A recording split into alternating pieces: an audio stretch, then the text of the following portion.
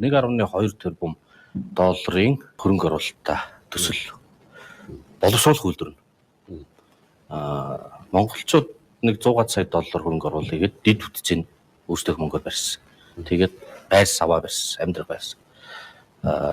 Дахиад 400 сая доллараар дорн говьроо нефть хамжуулах хоолой 86-7% гүйцэтгэлтэй явж байгаа. Хятад барьж байгаа. Төлбөрт нь 5 толгойн үрсийг арай хөнгөвчлсөн үнээр офтекер авч байгаа.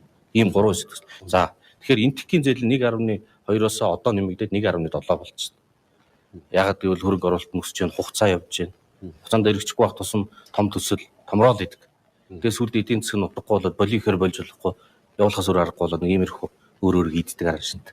Энэ зам руугаа л явж байгаа хэрэг. Миний бодлоор маш сайн хяналт хэрэгтэй байна.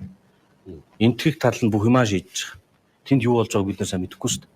Энтхийн өөр компаниг 70 хэдэн сая доллараар төслийн зөвлөхөр гэрээлээд авцсан. Тэд нар нөгөөдөлж очиж хянах үүрэгтэй. Тэгээд олон төсөл дээр ажиллаж исэн хүн, оролцож исэн хүний хувьд хэлэхэд хизээж төслийн эзэмшигч өөрөө чадвартай байхгүй бол хэнийг нь итгээд явна гэж байдаггүй. Тэр байтугай өндөр соёлтой улсын компаниуд хүртэл иддэг байхгүй.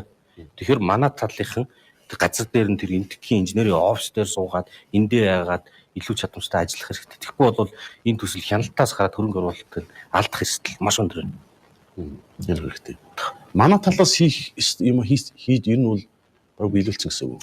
100 сая доллараар зам тавиад, төмөр зам тавиад тэгээд бахан байшингууд өрцсөн шүү дээ. Тэр чинь бас тэр квадрат метр үнэтэй энэ төр гээл тэгдэлийн. Тэгтээ яхад одоо тэгээд юм хийх хэрэгтэй, юм хийнэ гэдэг чинь мөнгө олно гэсэн үг шүү дээ. Мөнгө олох дуртай байна шүү дээ. Тэгээд дамжуулах хоолоогоо бас нүүрс зармаар байна. Цаадуул нь бас нүүрс аммаар байна. Хямдхан авчмаар байна.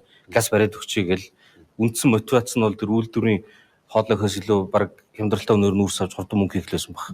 Тэгээд одоо баг хоолойн дууссан. Үйлдвэр нь яагаад ч. Үйлдвэр нь 20% та хоолой нь 80% байж байгаа.